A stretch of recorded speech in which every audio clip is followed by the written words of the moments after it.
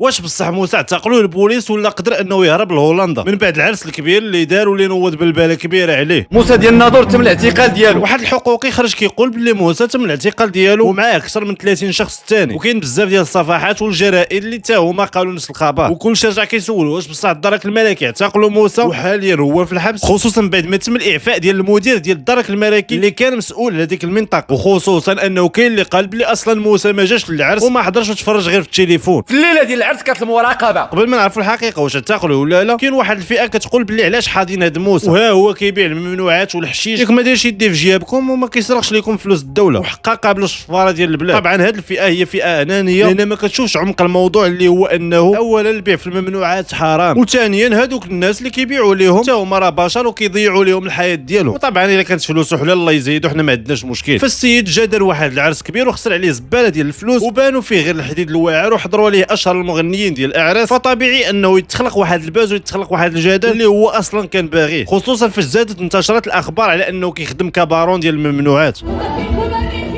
المهم خرجوا حتى الصحف معروفه بحال صحيفه اخبارنا وصحيفه زنقه 20 وغيرهم الصحف اللي قالوا بلي موسى حاليا راه وراء القضبان، وحتى واحد السيد كيقول انه من منظمه حقوق الانسان ومحاربه الفساد حتى هو قال لك بلي موسى وصحابه اللي كانوا معاه تم الاعتقال ديالهم. من بعد غادي يتم الاعتقال موسى. دابا حاليا مجموع ديال الاعتقالات 34 والناس بقات حايره وما عارفاش الحقيقه. وطبعا بما انني كنجيب لكم المعلومات الصحيحه من مصادر موثوقه، اللي صحيح هو ان الدرك الملكي عيط على الوجوه اللي كانت معروفه في الفيديوهات اللي انتشرت، ما نذكرش بالضبط الاسماء ولكن غالبا غيكونوا عيطوا على المنظمين وعلى المغنيين اللي حضروا بحال الدوديه ودنيا باطمه وبدر سلطان ونجاة عتابو الى اخره، لانه غيكون عندهم معلومات كثيره على كيفاش تواصلوا معهم المنظمين وشكون اللي خلصهم شكون اللي فاسا لهم وحتى الاجواء ديال العرس. ولكن بالنسبه للاعتقال ديال موسى فكله كذوب، السيد ما تعتقلش نهائيا، بل وغالبا موسى حاليا كاين في هولندا. وطبعا كنت تعتقل ديال بصح كانت غتنوض روينه في الصحف كامله، خصوصا من بعد الفضيحه اللي وقعت في العرس والقرطاس اللي تضرب.